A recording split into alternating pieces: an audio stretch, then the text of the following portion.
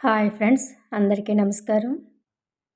Doctor Vedavyas గారు అందించినటువంటి శంబల ప్రభు అనే గ్రంథాన్ని మనం స్వాధ్యాయం చేసుకుంటున్నాం ఫ్రెండ్స్. మరి దానిలో భాగంగా 48వ అధ్యాయం శంబల రహస్యం.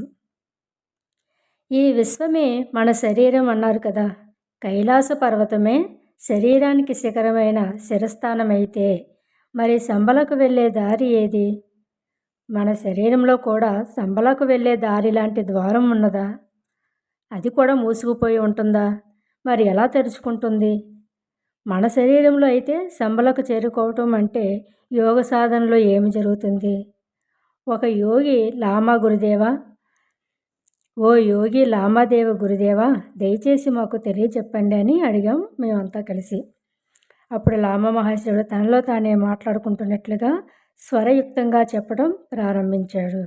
శరీరంలో సుషుమ్న నాడి తెరుచుకోవటం అంటే శంబలకు మార్గం తెరుచుకోవటమే అని. మనలో బ్రహ్మనాడి అని వెన్నుముకలోని నాడులలో ఇడ పింగళ నాడులకు నడిమధ్యన మధ్యగా ఉండే ద్వారాన్ని సుషుమ్న నాడి, సుషుమ్న ద్వారం అంటారు.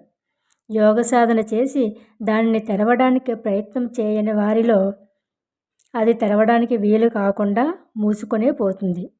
అలాంటి వారు తాము చేసిన పూర్వ చెడు కర్మ అడ్డం పడి శంబలకు దారి కనుక్కోలేరు. మరి తన యొక్క గత జన్మ చెడు కర్మ, ఇహలోకానికి సంబంధించిన పుణ్యకర్మ, ఈ రెండు కూడా నశించిపోయి ఆత్మ నిర్మలంగా ఎట్టి పూర్వకర్మ వాసనలు లేకుండా నశించిన వారికే, మనస్సులో చాలా గాఢంగా ముక్తి మీద ఆసక్తి కలవారికే శంబల గురించిన కుతూహలం కలుగుతుంది. వారికే శంబల గురించి తెలుసుకోవటం సాధ్యపడుతుంది. మరి దానికి సంబంధించిన బోగట్టా ప్రశ్నలు ఆరా తీయాలన్న ఆతృత కూడా కలుగుతుంది అంటూ ఆ ముసలిలామ ఆగాడు. అలా ప్రారంభమైంది శంబల యాత్రలోని మొదటి అంకం. ఆత్మ సాక్షాత్కారానికి శంబలకు పోయే మార్గం గురించిన అన్వేషణకు చాలా లోతైన సంబంధం ఉంది. అందుకే కేవలం పర్వతాలెక్కే విదేశీ యాత్రికులకు, ఏవేవో సాహస కార్యాలు చేసేద్దామనే యవ్వనోద్రేకపు ఉడుకు రక్తం కల యువకులకు ఈ శంబలకు మార్గం గురించిన ఆసక్తి కలదు. అలాంటి వారు ఈ శంబలకు మార్గం గురించిన ఆసక్తి కలగదట.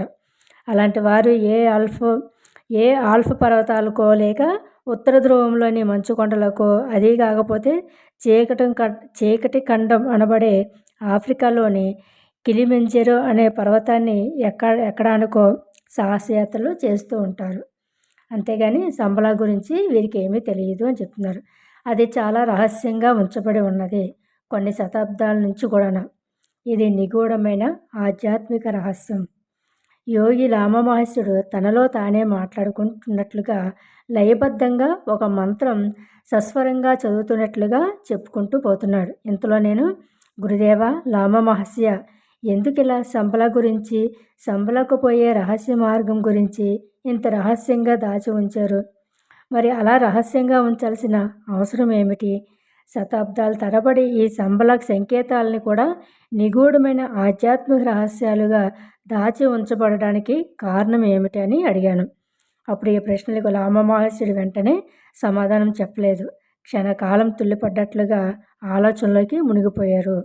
ఆ తర్వాత తనలోనే తనకు లోపల నుంచి ఏదో అంతర్వాణి మౌనభావంగా అందిస్తున్నట్లుగా, లోపల సందేశాన్ని వింటున్నట్లుగా నిశ్శబ్దంగా ఉన్నాడు. కాసేపటికి నెమ్మదిగా మళ్ళీ బాహ్య స్మృతిలోకి వచ్చి ఇలా చెప్పడం మొదలుపెట్టారు. ఈ శంబల రహస్యాలు నాకు కూడా పూర్తిగా తెలియవు. మీరంతా నేనేదో పెద్ద గురువునని, ఇంకా ఒక జ్ఞాని లేక ఋషి వంటి మహాపురుషుడిగా భావిస్తున్నారేమో అంటూ బల్లున పగలబడి నవ్వుకున్నారంట ఆ ముసలిలామ. కళ్ళ వెంబడ ఓ పక్క నుంచి నీరు వచ్చేదాకా కూడా, కళ్ళ వెంబడి నీరు వచ్చేదాకా పగలబడి నవ్వుకున్నారంట. నాకేదో అక్కడ ఇక్కడ విన్నవి, కన్నవి, తెలిసినవి, తెలియనివి అన్నీ కలగాపులగంగా నా బుర్రలో కలిసిపోయాయి. దానికి తోడు నా వయసు 98 దాటింది. నాక మీలాగా ప్రపంచ జ్ఞానం లేదు. ఇంకా నాకు పెళ్ళి లేదు, పెటాకులు లేవు. అసలు భార్య అంటే ఎలా ఉంటుందో కూడా నాకు తెలియదు. అంతెందుకు అసలు మనిషికి సంసారం చేయాల్సిన అగత్యం ఏమిటో కూడా నాకింతవరకు ఏమీ తెలీదు. దానికి కారణం కూడా ఉంది. నన్ను చిన్నప్పుడే 5, 6 ఏళ్ల వయసులో ఉండగా మా తల్లి చనిపోయింది. మా నాయనగారు తల్లి లేని నన్ను ఒంటరిగా సాకలేక ఒక ప్రాచీనమైన మఠంలో లామాసరి ఆశ్రమంలో దానం ఇచ్చినట్లుగా అప్పగించేశారు. మరి అక్కడి గురువులు లామాలు నన్ను చూసి నా అరచేతి రేఖలు, శరీర సాముద్రికం పరిశీలించారు. ఆ పైన ముగ్గురు పెద్దలు జ్యోతిషంలో గొప్ప పండితులమాట. అప్పుడు నేను పుట్టిన సమయం రాసుకొని నా జాతకం అంటే నేను పుట్టినప్పుడు ఆకాశంలో ఉన్నటువంటి గ్రహస్థితి ఎంతో శ్రద్ధగా గణితం చేసి లెక్కించారు. ఆ తర్వాత ఆ మఠంలోని ఆశ్రమంలో ప్రాచీన తాళపత్ర గ్రంథాలు వెతికి అందులోని పురాతనమైన నాడీ గ్రంథం తీశారు. దాంట్లో ఎక్కడో నా పేరు దొరికింది. అంతేకాదు నా గత జన్మ చరిత్ర, నేనెవరో పూర్వజన్మలో ఎక్కడ పుట్టానో, ఏం జరిగిందో, మళ్ళీ ఇక్కడ ఎందుకు జన్మించానో అంతా కూడా వివరంగా రాసి ఉందంట. ఇంతేకాదు నా చిన్నప్పుడే తల్లి చనిపోతుందని నా తండ్రి నన్ను తీసుకొచ్చి సరిగ్గా ఇదే లామాసరి ఆశ్రమానికి సమర్పిస్తాడని కూడా ఇక్కడ నాడీ గ్రంథంలో రాసి ఉన్నదట. దాన్ని బట్టి నన్ను అక్కడ ఆ మఠంలో గురుకులంలో బాల శిష్యుడిగా చేర్చుకున్నారు. భోజనం, నిద్ర, నివాసం అన్నీ కూడా ఆ యొక్క మఠంలోనే. సత్ర భోజనం, మఠం నిద్ర అన్న సామెతలాగా నా జీవితం గడిచింది. 25 ఏళ్ళు వచ్చేదాకా తోటి గురుకుల శిష్యులతో మంత్రాలు, పద్యాలు వల్లించడం, పాఠాలు చదవడం, ఖాళీ సమయాల్లో వాళ్ళతో కుస్తీలు పట్టడం, మధ్య మధ్య దెబ్బలాటలు, మళ్ళీ స్నేహంగా కలిసిపోవటం, ఇలా నవ్వులు, ఏడ్పులు. ఇంకా మా మఠం పెద్ద గురువు గారి నుంచి చీవాట్లు ఆ మఠం యొక్క పెద్ద గురువుగారి ద్వారాగా చీవాట్లు ఇంక ఇవే నాకు తెలుసు 25 ఏళ్ళు వచ్చే వరకును. అసలు ఆడదంటే ఎలా ఉంటుందో కూడా నాకు ఇంకా మా మిగతా గురుకులం పిల్లలకు కూడా ఎవరికీ తెలియదు. బాల్యం నుంచి మాకు యోగ సాధన, ధ్యానం, ఆసనాలు, ప్రాణాయామం, జపమే నేర్పిస్తారు. కొంచెం యుక్త వయసు అంటే 12, 16 ఏళ్ళు వచ్చేసరికి దేవతా విగ్రహాలని అభిషేకించడం, ఇంకా పూజా పాత్రలు, పెళ్ళాలు తోమి శుభ్రం చేయటం, ఆలయ ముఖమండపం ఊడ్చి దీపం పెట్టడం, గురువుగారు పూజ, జపం, ధ్యానం చేస్తూ ఉంటే నిశ్శబ్దంగా ధ్యానించటం, ఆయన మనసుతోనే నా మనసు కూడా లీనం చేస్తూ ఇదే నాకు తెలిసినటువంటి జీవితం. అందుకని మీలాగా ప్రపంచం ఎరిగిన వాడిని కాదు నేను. ఏదో చదువులేని మూర్ఖుడైన ముసలి లామాను. నేను చెప్పిందంతా వేదంగా మీరు భావించరాదు అంటూ మొహమాటంగా తల వంచి మౌనం వహించారు ఆ ముసలి లామగారు. మాకు క్షణకాలం నోటమాట రాలేదు. ఆయన మమ్మల్ని మా నిజాయితీని అనుమానిస్తున్నాడా, మాకెందుకు సంబలా గురించిన వివరాలు చెప్పకుండా తెప్పించుకోవడానికి చూస్తున్నాడు, మిమ్మల్ని ఏమాత్రం నొప్పి కలిగించకుండా, బాధ కలగనీయకుండా, మా జ్ఞానాన్ని, మా గొప్పతనాన్ని తక్కువ చేయకుండా అవసరమైన సంబళ రహస్యాలు దాచేశాడు. దాంతో మాకు ఈయనతో ఎలా ప్రవర్తించాలో, ఏం చేస్తే సంబళ గురించిన దేవరహస్యాలు ఈయన చెబుతాడో మాకు అంతపట్టలేదు. క్షణకాలం నిశ్శబ్దం. మేమందరం కూడా ధ్యానించాము. మేమందరం కూడా నిశ్శబ్దంగా ధ్యానించాము. ఏ మంత్రము జపించలేదు. అది కూడా ఆయన మనసు చికాకు కలిగిస్తుందేమన్న భయంతోనే. కేవలం దయా సముద్రుడు ప్రపంచంలో జీవులందరికీ కూడా ముక్తిని కోరి తన మోక్షాన్ని త్యాగం చేసే బుద్ధదేవుడు బోధిసత్వుడి దయకై ప్రార్థించాము. ముసలిలామా కళ్ళు తెరిచి మా వంకే చూస్తూ చిరునవ్వు నవ్వాడు, మా ఆలోచనలు గ్రహించినట్లుగా. బోధిసత్వుని దయ ఒక్కటే మనకి సరైన మార్గం చూపించే ఉపాయం. ఓపికతో ఉండండి. తొందర, చికాకు, అమిత ఉత్సాహం పనికిరాదు ఈ యొక్క ఆధ్యాత్మిక విషయాలలో అంటూ కాసేపు ఆయన పూజా కార్యక్రమంలో మునిగిపోయారు. ఇంక మేమంతా తలో పని చేసి పెట్టి ఆయనకు చేతనైన సాయం చేసి తోడ్పడ్డాం. మళ్ళీ ఏదైనా మా మీద జాలి కలిగి ఈ యొక్క సంబళ రహస్యాలు చెప్తాడేమో అన్న ఆశతోనే. పూజ పూర్తి చేసిన లామ ఇత్తడి ప్రమిదలో వెన్నతో వెలిగించిన దీపారాధన ప్రదక్షిణంగా 3 తిప్పి గంట మోగించాడు. మళ్ళీ పచ్చకర్పూరం పొడి ఆ దీపారాధనపై చల్లి ఉద్దరణిలో తీర్థంతో మంట చుట్టూరా తిప్పి దీపారాధన పైగా తీసి హారతి నీరాజనం బుద్ధదేవునికి సమర్పించాడు. ఆయన వెలిగించిన పొడిగాటి టిబెటన్ అగరవత్తులు కస్తూరి, జవ్వాది, చందనం కలిపిన పరిమళంతో గుబాళిస్తూ లేత నీలం పొగ మబ్బులాగా మఠంలోని పూజామందిరం అంతా కూడా వ్యాపించింది. ఆ ప్రశాంతతకు మాకు శరీరం పులకరించి వెంట్రుకలు నిక్కబొడుచుకొని కళ్ళ వెంబడి నీరు పొంగిరాసాగాయి. ఇక లామా మహేశ్వరుడి తర్వాత సందేశం కోసం ఎదురు చూస్తూ కూర్చున్నాం. ఎవరు ఏమీ మాట్లాడకుండా. కాసేపటికి మళ్ళీ ఆయనే ఇలా అందుకున్నాడు. మా క్రమశిక్షణ నచ్చినట్లుంది ఆయనకి. సంబల గురించిన వృత్తాంతం రహస్యంగా ఉంచటంలో ఇంకొక ముఖ్య కారణం కూడా ఉన్నది. సంబల యొక్క రహస్యం ఈ కలియుగం యొక్క అంతంతో సంబంధించి ఉంటుంది. ఇప్పుడు ప్రపంచంలో జరుగుతున్న కలియుగం ఆరంభమైనది. అప్పటి అవతారమూర్తి శ్రీకృష్ణుని యొక్క నిర్యాణ సమయంలో ఆయన తిరిగి అవతరించేది మళ్ళీ కలియుగాంతంలోనే. కలియుగాంతంలో వచ్చే అవతారమూర్తితో సంబంధించి ఉన్నందున ఈ సంబల వృత్తాంతం రహస్యంగా ఉంచబడింది. ఎందుకంటే కలియుగంలో అనేక మంది క్రూరులు, దుర్మార్గులు, స్వార్థపరులు, అధికార దాహం, ధనదాహం, కామదాహం, ఇంకా రక్తపిచ్చితో రక్తపాతాలు చేసేటువంటి దుర్మార్గులు పుట్టే కాలం గనుక వారికి సంబల గురించి తెలిస్తే భవిష్యత్తులో అవతరించే కారజన్ములకు అవతారమూర్తికి అనవసరమైన ప్రమాదాలు, ఇబ్బందులు కలిగిస్తారు. ఎవరు పుణ్యాత్ములో మన సొంత బుద్ధితో తెలియడం కష్టం. కాబట్టి ప్రతివాడు తనని తాను చాలా పుణ్యాత్మునిగాను ధర్మాత్మునిగాను భావిస్తూ ఉంటున్నాడు. కాబట్టి అలాంటి వానికి సంబల గురించి చెప్పటం అంటే ప్రపంచంలో ఎంతో నరరూప రాక్షసుడైన క్రూరుడికి ఆటం బాంబుకి మించిన విధ్వంస శక్తిని చేతికిచ్చినట్లే కదా. అందుకనే ఈ సంబల గురించిన భవిష్యాలు, అవతారమూర్తి జన్మించే పుణ్యభూమి యొక్క వింతలు, విశేషాలు ఎవరికీ చూసినా అర్థం కాకుండా గుప్తంగా ఉంచారు. అంతేకాక సరైన కాలం వచ్చినప్పుడు తెలియవలసిన దేవరహస్యాలు సరిగ్గా ఆ టైంలోనే తెలియాలి.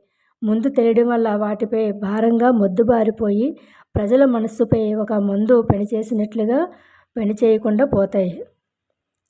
ప్రజల మనసుపై ఒక మందు పనిచేసినట్లు పనిచేయకుండా పోతాయి. ఇవి కాక ఇంకా ఎన్నో రహస్యాలు ఉన్నాయి. అవి సంబల వెళ్ళే దారిలో మీకే ఎదురవుతూ ఉంటాయి. వాటి గురించి మీకు ఎవరూ చెప్పకుండానే అనేక ఆశ్చర్యకరమైన విషయాలు మీకు అవే తెలుస్తూ ఉంటాయి. బోధిసత్వుడు బుద్ధ భగవానుడు మీపై తన దయాకిరణాలను వర్షించుగాక. మీ మనస్సులు, హృదయాలు నిర్మలంగా ప్రకాశించాలి. మీ బుద్ధి స్వార్థం వైపు, అహంకారం వైపు పరుగులు పెట్టకుండా సంబల ప్రభువే మిమ్మల్ని కాపాడాలి అనేసి ఆశీర్వదిస్తూ, అహంకారం కలియుగంలో పుట్టిన పెద్ద విషం. ఇది హృదయాన్ని చేదుగా విషమయం చేస్తుంది. ప్రేమతో నిండి మధురంగా ఉండాల్సిన మన హృదయాన్ని విషపూరితం చేసి ద్వేషంతో నింపేస్తుంది. ఈ పని ప్రత్యేకించి కలియుగం చివరలో అవతారమూర్తి కంటే ముందుగా జన్మించే సైతాను చేపట్టే దుర్మార్గపు కార్యక్రమాల్లో ముఖ్యమైంది. సంబల రహస్యాలు వీడికి అందకుండా ఉండేందుకే మహాత్ములు, యోగులు దేవరహస్యాలను, ముఖ్యంగా సంబల వెళ్ళే మార్గాన్ని, అది ఎక్కడ ఉన్నదో భౌతికంగా కనుగొనే గుర్తులను చెరిపివేశారు. అంటే కనపడకుండా కాలంతోనూ మాయతోనూ కప్పేశారు అని అంటూ ఆ ముసలి యోగిలామ తన కమండలపు జపమాల, తాటాకుల గ్రంథాలు కట్టగట్టుకొని వడివడిగా నడుస్తూ వెళ్ళిపోతున్నాడు దూరంగా ఉన్న ఒక లామాసరి ఆశ్రమం వైపు. ఆయన ఎక్కడికి దారి తీస్తున్నాడో తెలియక మేము కూడా ఆయన అనుసరించాం. బహుశా ఈయన స్ఫటిక పర్వతానికి దారి తీస్తున్నాడేమో. మేము ఎంతవరకు ఆయనని నమ్మి పూర్తి విశ్వాసంతో ఆయన్ని అనుసరిస్తామో చూద్దామని అనుకుంటూ ఆయన వెనకే మేమంతా కూడా పరుగులాంటి నడకతో అనుసరించాం. మా ఊహే నిజమైంది. తుల్లిపడ్డాం ఒకసారే. లామాదోజీ మహాశయుడు మమ్మల్ని ఎక్కడికి చేర్చాడో ఎదురుగా స్ఫటిక మందిరం చూడగానే. ఇక 49వ అధ్యాయం స్ఫటిక మందిరం. అది స్ఫటిక శిలలతో నిర్మాణం చేయబడ్డటువంటి ఒక మందిరం. సూర్యరశ్మి ఇటు నుంచి అటు గాజులాగా ప్రసరించే నిర్మలమైన చంద్రకాంత శిలలతో అద్భుత నైపుణ్యంతో చెక్కబడిన దానిలో స్ఫటికాలు ఒక వెంట్రుక వాసి సందు కూడా లేకుండా ఒక ఉంగరంలోని రాళ్ళు బిగించినట్లుగా ఎంతో బిగుతుగా ఇమర్చి పేర్చబడి ఉన్నాయి. ఆ శిలలు నిర్మాణంలో ఎంత చక్కగా చెక్కబడి ఉన్నాయి అంటే ప్రతి స్ఫటికం సైజు అది పెట్టే సందు ఉండేటంత పరిమాణమే. సరిగ్గా కొలత ఒక వెంట్రుక మందం కూడా తేడా లేకుండా ఎంత ఖాళీ ఉన్నదో అంతే సైజుతో చెక్కిన స్ఫటిక శిలలను మంచి పనితనంతో వాటిని ఆ స్తంభంలోకి బిగించి లోపలికి దిగకొట్టినందువల్ల రాళ్ళ మధ్య సిమెంట్ వంటిది అతికే వస్తువేది కూడా లేకుండానే ఆ స్ఫటిక శిలల నిర్మాణం ఎంతో అద్భుతంగా చెక్కినట్లుగా చెక్కబడింది. అంతెందుకు, ఎవరైనా సరే అదాటున ఆ స్ఫటిక శిలల మందిరాన్ని చూస్తే అదంతా ఏక స్ఫటికంతో చెక్కబడినట్లుగా ఒక శ్రీచక్రం ఆకారంలో అది కనిపిస్తుంది. కోటి నక్షత్రాల కాంతిని విరజిమ్ముతున్న ఆ మందిరం నిర్మాణం 2 అరలుగా నిర్మించబడి ఉన్నది. బయట ఉన్న అరలో త్రిభుజాకారంగా నిలబడి ఉన్న ఈజిప్ట్ పిరమిడ్ వంటి శిఖరం కలిగిన లోపల హాలు వలె నిటారుగా ఉన్న త్రిభుజంలోకి దిగుడు బావిలాగా మెట్లుగా కిందకి దిగుతూ పోయి ఒక ఆలయంలోని కోనేరు మెట్లు చెక్కినట్లుగా మెట్లుగా అలా కిందకి దిగుతూ వెళ్తాయి. త్రిభుజం యొక్క అడుగు కోణం సూది వలె తలక్రిందులుగా బోర్లించిన త్రిభుజాకారంలో ఉంది. ఆ అట్టడుగు ముక్కోణం నుంచి ఒక ద్వారం ఉత్తరంగా తెరుచుకుంటుంది. ఆశ్చర్యపోతూ ఆ ద్వారం సమీపించగానే ఉత్తర దిక్కు నుండి సన్నటి వెలుతురు సూదివలే ఒక కాంతి కిరణంలా లోపలికి ప్రకాశిస్తున్నది. దాని యొక్క వెలుగుతో మందిరంలోని ఆ స్ఫటిక ఫలకం జియేల్మని మెరిసింది. ఆ తర్వాత తెలిసింది అది ఉత్తర దిక్కు నుండి ధ్రువ నక్షత్రం నుండి లోపలికి ప్రసరించే కాంతి కిరణమని. సూది బెజ్జం వంటి ఆ సందులోంచి సరిగ్గా ధ్రువుడు మాత్రమే ప్రకాశించేటంత రంధ్రం ఏర్పడి ఉన్నది. స్ఫటిక శిలలతో కట్టిన గోడ మధ్యలో ఆశ్చర్యంగా ఆ ధ్రువ నక్షత్రపు కాంతి కిరణం వెలుగుతున్న దిక్కుగా నడిచి చూస్తే అది ఏటవాలుగా కిందకి 23 డిగ్రీల కోణంలో వెలుగు ప్రకాశిస్తూ నేలకి తాకుతున్నది.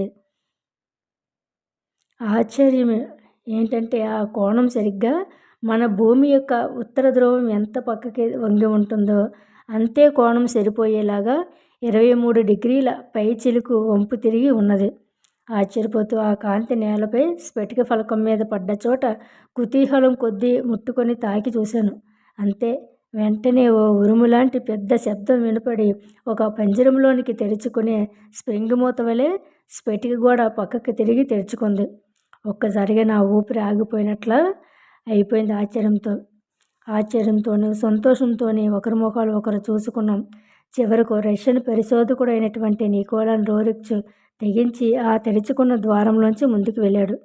అంతే, 2-3 అడుగులు వేశాడో లేదో అతడు లోపలికి ప్రవేశించిన ద్వారబంధం నుంచి ఎదురుగా నేల మెరకగా గోడవలే పైకి లేచి ఉన్నది. సరిగ్గా అంతే కోణంలో 23 డిగ్రీల వంపుతో ఒక జారుడు బల్లలాగా. దాని మీద జారి పడకుండా జాగ్రత్తగా నడుస్తూ పైకి పోతే 2వ అంతస్తులోని స్ఫటిక మందిరంలోని వరండాలోకి చేరుకున్నాం. అది నలుచదరంగా దేవాలయంలోని కోనేరు మెట్ల వలె ప్రదక్షిణంగా ఉన్న పైగట్టు మీదకి తీసుకువెళ్ళింది.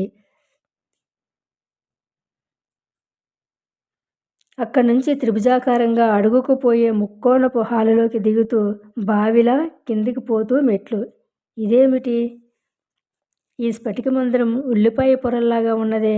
ఒక వరండా నిలబడిన త్రిభుజాకారంలో ఉంటే దాని బయట ఉన్న వరండా తలక్రిందులుగా ఉన్న త్రిభుజంలా ఉన్నది.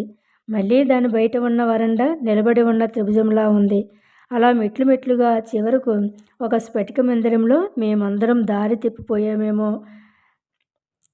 ఇక్కడిక్కడే తిరుగుతూ జంతర్ మంతర్లోని చిక్కు వరండాల వలయంలోకి వెళ్ళి అక్కడే ఇరుక్కొని చస్తామేమో అన్న భయం కూడా పట్టుకుంది మాలో కొంతమందికి. ఇంతలో పైప్ తీసి జేబులో పెట్టుకున్న చార్లెస్ బెల్ తటాలున తన తలపై టోపీ తీసి మోకాళ్ళ మీద కూలబడ్డాడు.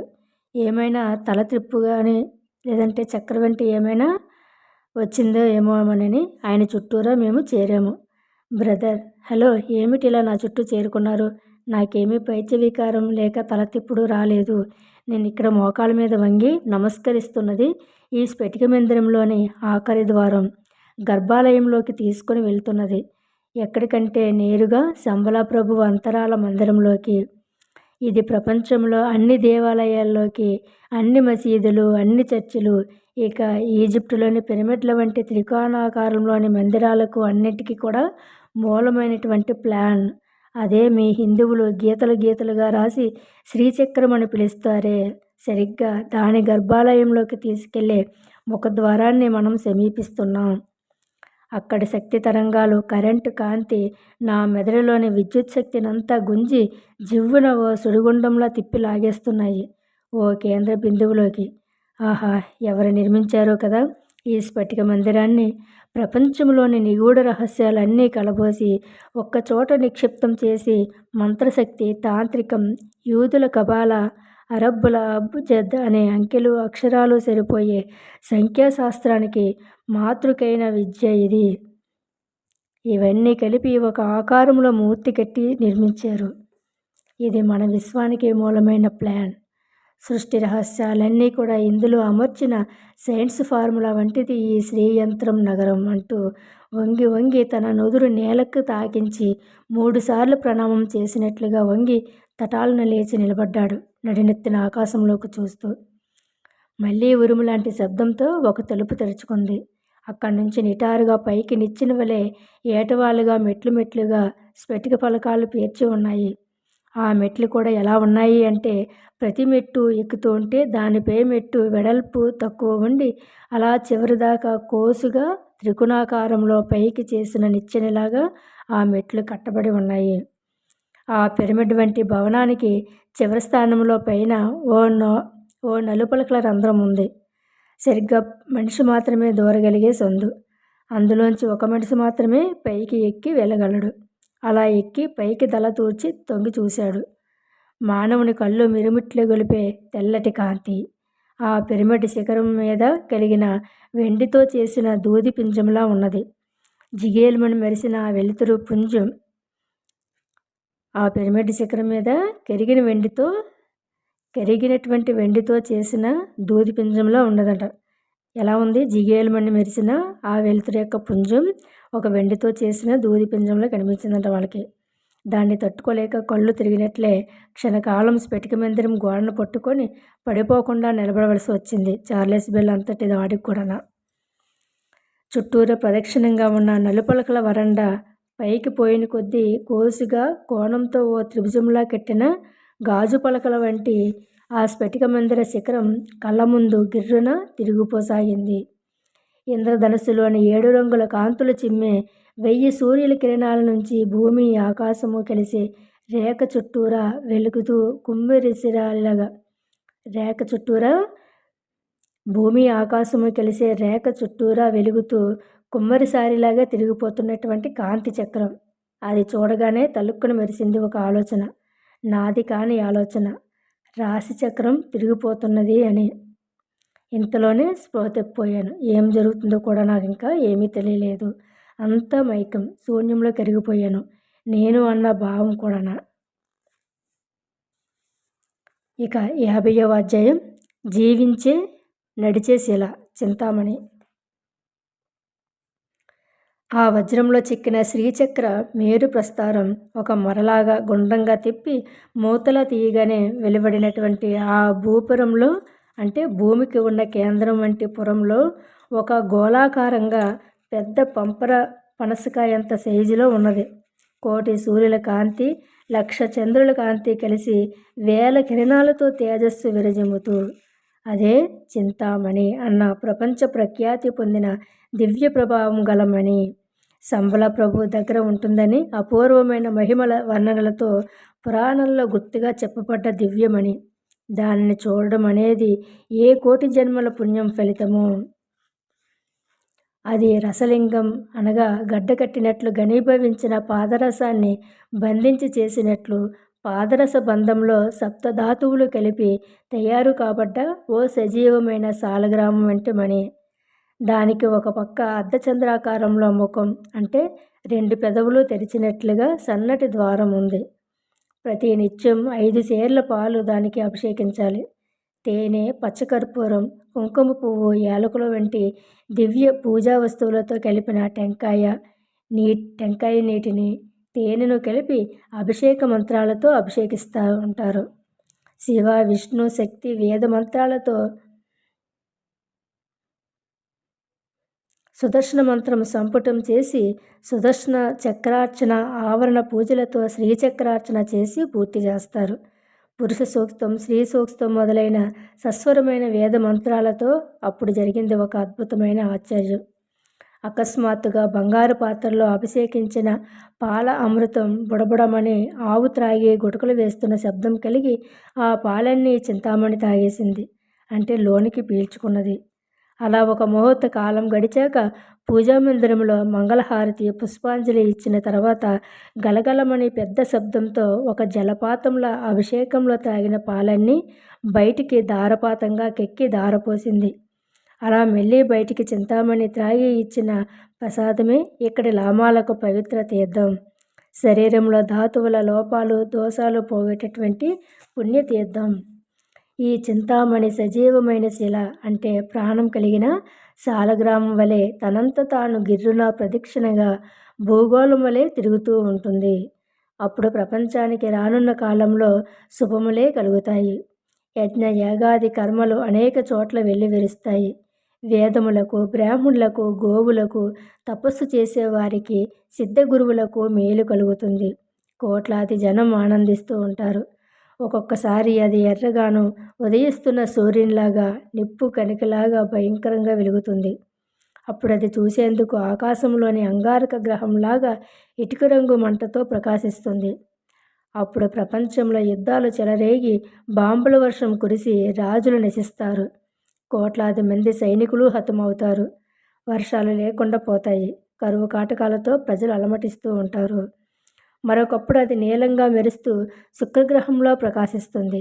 అప్పుడు గొప్ప గొప్ప కళాకారులు జన్మిస్తారు. కాళిదాసు మహాకవి, భవభూతి ఇంగ్లీషు వాడు, షేక్స్పియర్, ఇంకా ఇతర భాషలలో మహాకవుల వంటి వారు, ఆధ్యాత్మిక దృష్టి కలవారు ఎందరో జన్మిస్తూ ఉంటారు. ఇంకొకసారి అది ఆకుపచ్చ రంగులో మరకతం పచ్చలాగా ప్రకాశిస్తూ ఉంటుంది, బుధగ్రహం వలె. అప్పుడు ప్రపంచంలో పంటలు, ఫలపుష్పాలు సమృద్ధిగా ఫలించి చెట్లు, ఆకులు, తోటలు, వ్యవసాయం తామర తంపరంగా ఫలితాన్నిస్తూ ఉంటాయి. అదే చింతామణి ఇంకొకసారి తెల్లగా పూర్ణిమ చంద్రుని వలె వెలుగుతుంది. తలతలా మెరిసే చింతామణి అలా చంద్రకాంతితో వెలిగినప్పుడు అదో పెద్ద ముత్యంలాగా వెలిగిపోతూ ఉంటుంది, కోటి చంద్రుల కాంతితో. అప్పుడు ప్రపంచంలో ఆవులు, దూడలు వృద్ధి పొంది సమృద్ధిగా పాలిస్తాయి. పాడి పంటలు వృద్ధి కావడం జరుగుతుంది. బియ్యము, బార్లీ వంటి తెల్లధాన్యాలు సమృద్ధిగా పండుతాయి. బ్రాహ్మణులకు, పురోహితులకు, మంత్రశాస్త్రవేత్తలకు, యజ్ఞయాగాలు చేసేవారికి గొప్ప మేలు జరుగుతూ ఉంటుంది. ఒక్కోసారి అది లేత పసుపు వర్ణం కలిగిన ముత్యంలాగా ప్రకాశిస్తే అప్పుడు యోగులు, మహాత్ములు, సిద్ధగురువులు జన్మిస్తారు. ఇంకోసారి నల్లగా తలతలా మెరుస్తూ నల్లని చలువరాయిలాగా వెలిగితే కనుక ప్రపంచంలో భయంకర వ్యాధులు, ప్లేగు, మారి, మసూచి వంటి వ్యాధులు ప్రజ్వలించి ప్రపంచంలోని జనాభాను లక్షల్లో పొట్టలు పెట్టుకుంటూ ఉంటుంది. జనక్షయం అవుతుంది. అప్పుడు కరువు కాటకాలతో ప్రజల తిండికి లేక అల్లాడుతూ ఉంటారు. వర్షాలు కురవక కాలమేఘాలు కూడా దూది పింజల్లాగా ఎగిరిపోతూ ఉంటాయి. ఇలా ఇది రాబోయే ప్రపంచ భవిష్యత్తును ముందుగానే సూచిస్తుంది. అందుకని దానికి కాలగర్భ చింతామణి అని పేరు. శంబళ ప్రభువు దానికి తాంత్రిక ప్రయోగశాస్త్ర ప్రక్రియతో కాలచక్ర తంత్రంలోని పూజా విధానంతో తన దివ్యశక్తిని, భగవద్భక్తిని ధారపోస్తారు. అప్పుడు ప్రపంచం దైవికమైన శక్తితో నిండిపోతుంది. ఆయన తన శరీరంలోని కాలచక్రం యొక్క తిరగడాన్ని నక్షత్ర మాస ఆయన ఋతు సంవత్సరాల విభాగంలో ఆయన తన శరీరంలోని కాలచక్రం యొక్క తిరగడాన్ని నక్షత్రమాస అయినటువంటి ఋతు సంవత్సరాల విభాగంలో 4 యుగాల చతుర్యుగ చక్రం దాకా సమస్త కాల విభాగాన్ని కూడా ఒక దివ్య దృష్టితో దర్శింపచేస్తుంది. అప్పుడే శంబళ ప్రభువు అవతరించే సందర్భం వారికి తెలుస్తుంది. అవతారమూర్తి గురించిన వివరాలు తెలుస్తాయి అంటూ లామాదోర్జీ మహాశయుడు మా సాహస బృందాన్ని ఆ వజ్రమందిరం నుంచి బయటికి నడిపించుకుని వచ్చి బయట మంచు మైదానంలో బంగారపు పొడిలాగా మెరిసే మంచు మీద వెచ్చగా కాస్తున్న ఎండలో ప్రసాదాలు తినిపిస్తూ వివరిస్తూ ఉన్నారు. చింతామణి అభిషేక తీర్థం కూడా మాకు తలా చుక్క చేతిలో పోశారు. అమృతంలాగా అద్భుతమైన రుచి అది. అది త్రాగగానే తలలో గిర్రున తిరిగి కాలచక్రం అంతా కూడా మా తలలోనే తిరుగుతున్నటువంటి భ్రాంతి కలిగి గతించిన ప్రపంచపు చరిత్ర అంతా కూడా అతివేగంతో సంగ్రహంగా తిరిగి తెలిసింది. ఈ చింతామణి ఒక్క శంబల ప్రభువు దగ్గరే ఉన్న ఈ స్ఫటిక మందిరంలోని ధ్యాన మందిరంలో మీరు ఎక్కి వచ్చిన పగడాల మంటపంలోని వజ్రపు శ్రీచక్రంలోనే ఉండదు ఎల్లకాలం. ఇది ప్రపంచమంతా సంచారం చేస్తుంది. ఎప్పుడు ఎక్కడ ఎందుకు సంచారం చేస్తుందో కూడా ఎవరికీ తెలియదు. అది ఎవరికీ కనపడదు. కానీ అది ఏ దేశంలో కనపడితే లేక సంచారం చేస్తే ఆ దేశానికి ప్రపంచ కేంద్రంగా అత్యంత ప్రాధాన్యత ఏర్పడుతుంది. అన్ని దేశాల వారు ఆ దేశం నాయకత్వాన్ని అంగీకరించి ఆ దేశాన్ని వారి కేంద్రంగా భావిస్తారు అంటూ పూర్తి చేశారు లామాదోజీ. అప్పుడు నిద్రలాగా మగత వచ్చినట్లుగా సమాధి స్థితి వంటి దశలో కాలచక్రం యొక్క భూత భవిష్యత్తులు రెండూ కూడా అతివేగంగా ఒక సినిమా రీలు వలె తిరిగిపోతూ కనిపించాయి. నక్షత్రాలు శరవేగంతో ట్రైన్లో నిప్పురవ్వల్లాగా వెనక్కి పరిగెట్టాయి. కానీ అదంతా విస్తరించి వివరించాలంటే వేరే ఒక భవిష్య పురాణంలాగా అవుతుంది. ఎవరైనా భక్తులు కోరితే దానిని వేరే గ్రంథంగా అందిస్తాను అంటూ లామాదోజీ మహాశయుడు అయిష్టంగానే మమ్మల్ని ఇంటికి తిరిగి వెళ్ళే మార్గం వైపు నడిపించారు. మా మనసులు మాత్రం వెనక్కి స్ఫటిక మందిరం వైపుకు చింతామణి విషయం మీదకి లాగుతూ శంబలా ప్రభు ఆకారాన్ని ఊహించుకొని సంతుష్టిగా మా మిగిలిన జీవితాన్ని నడిపించమని కోరుకున్నాము. మాకు తోచినట్లుగాన.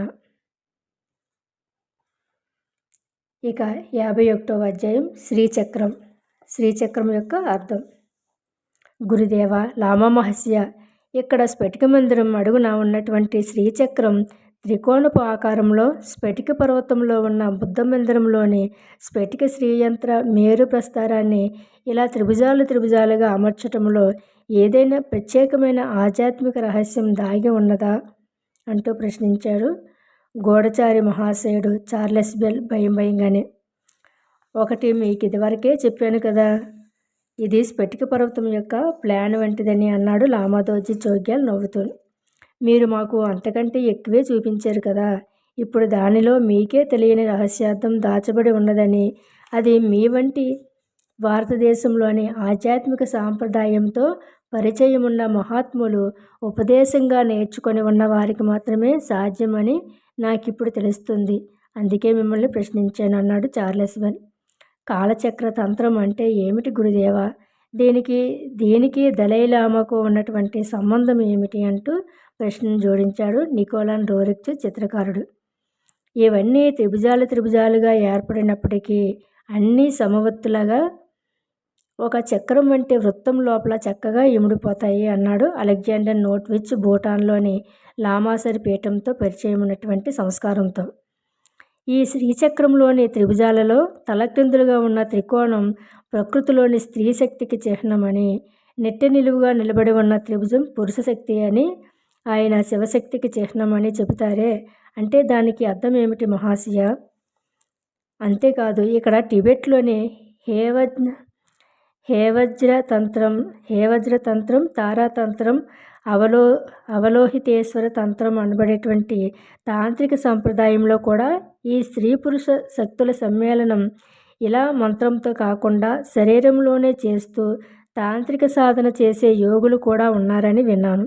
అది ఎంతవరకు నిజం? స్త్రీ పురుషులు కలిస్తే సంతానం కలగడం ఎరుగుదుము కానీ మోక్ష విద్యకు దానికి సంబంధం ఏమిటి? అదేగాక మీ టిబెటన్ సాంప్రదాయంలో మహాయోగి రూపంలో ఉన్న అవలోకితేశ్వర పద్మపాణి ఒడిలో కూర్చొని సంయోగ క్రియలో ఆనందంలో తేలియాడుతూ ఆ పురుషుని గట్టిగా ఆలింగనం చేస్తూ ఉన్నటువంటి పూజా విగ్రహాలు అంత బహిరంగంగానే మీ టిబెటన్ దేవాలయాలలో పూజిస్తారెందుకు? దీనికి శ్రీచక్రంలోని స్ఫటిక పర్వతం యంత్రానికి ఏదైనా సంబంధం ఉన్నదా అని నన్ను చాలా కాలం పీడిస్తున్న సందేహం. ఇవన్నీ మీరే తీర్చాలి అంటాడు బెంగాలీ శాస్త్రీయ సాంప్రదాయంలో పుట్టినటువంటి జగదీష్ చంద్రబోస్ అదనపు ప్రశ్నగా తన సందేహాన్ని జోడిస్తూ. అయినాయా? ఇంకేమైనా ప్రశ్నలున్నాయా? అన్నీ చెప్పండి ఒకేసారి. నా చేతనైనంత వరకు మీకు సందేహాలు తీర్చే ప్రయత్నం చేస్తున్నాను అంటాడు లామాదోజీ. మిగతా వాళ్ళు ఎవరు కూడా మాట్లాడలేదు. ఇంకా ఒకరి మొఖాలు ఒకరు చూసుకున్నారంతే. ఇంకా ఎవరివి ప్రశ్నలు లేవని నిర్ధారించుకున్నాక అప్పుడు లామాదోజీ చోగ్యాలు తన వివరణాత్మకమైన ప్రవచనాన్ని ఈ విధంగా కొనసాగించాడు.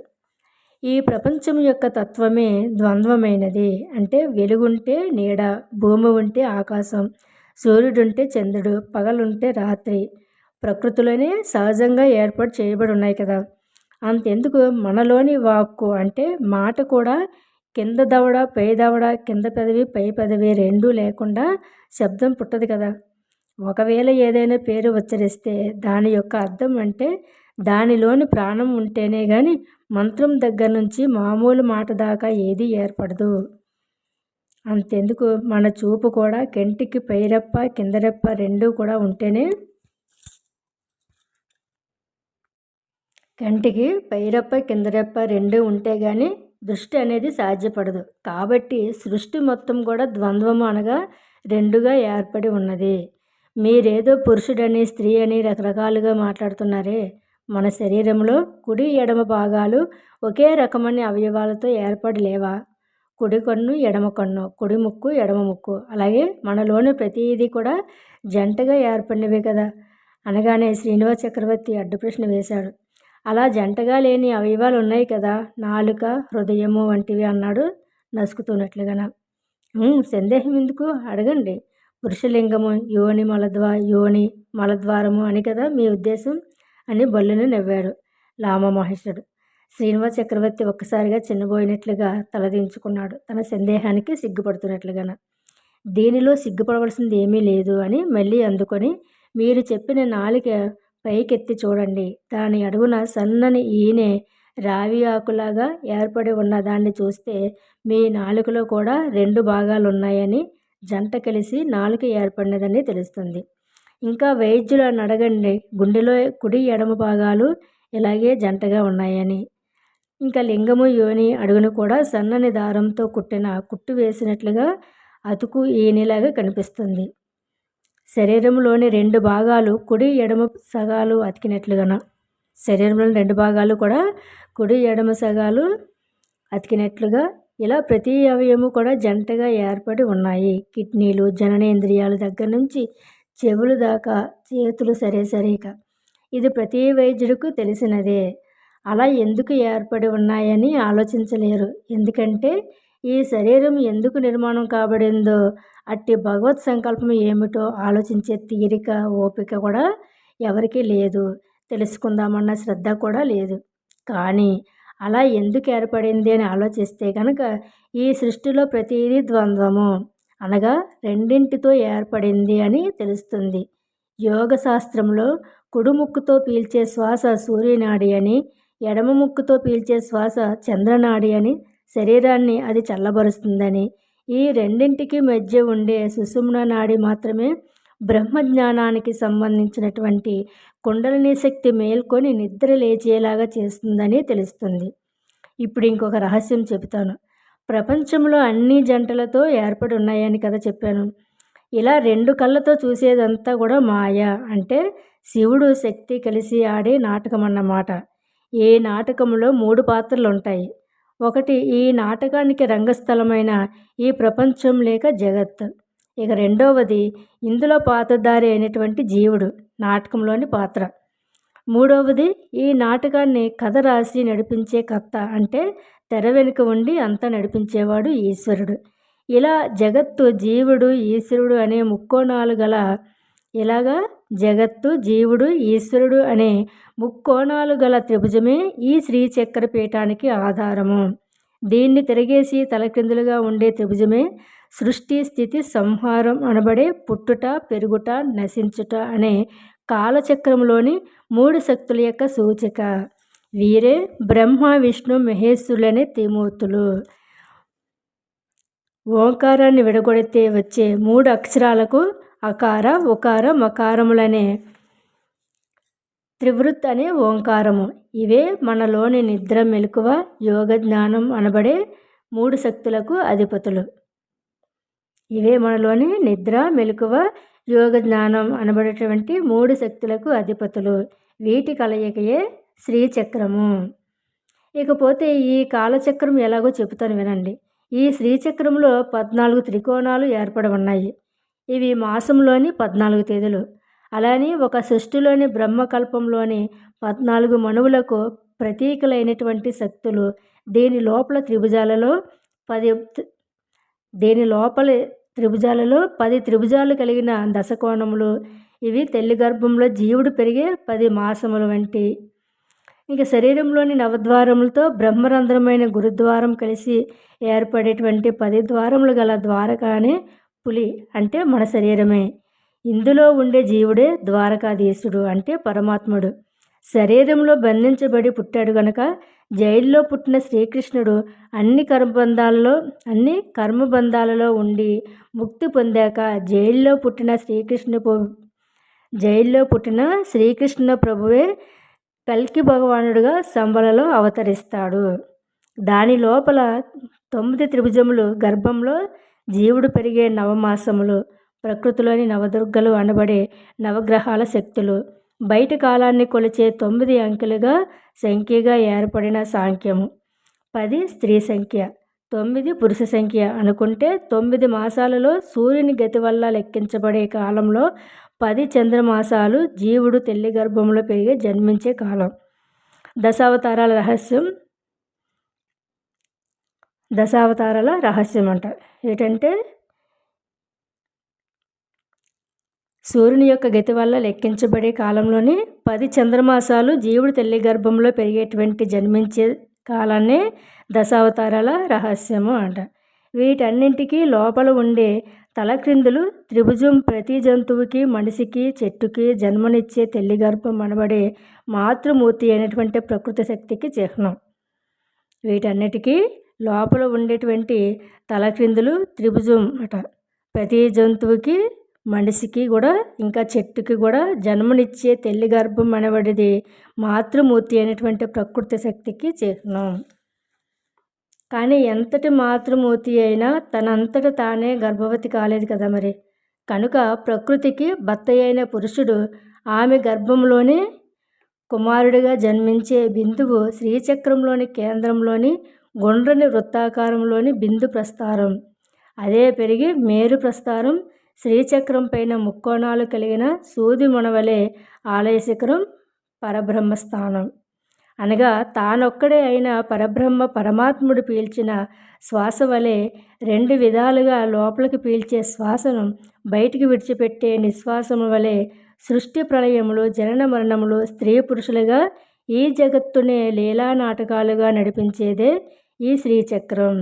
ఇదంతా ఆనందం, ప్రేమ, మమకారం, ఆత్మీయత అనబడే పరమాత్మ యొక్క అమృత వర్షం యొక్క ప్రతిఫలమే.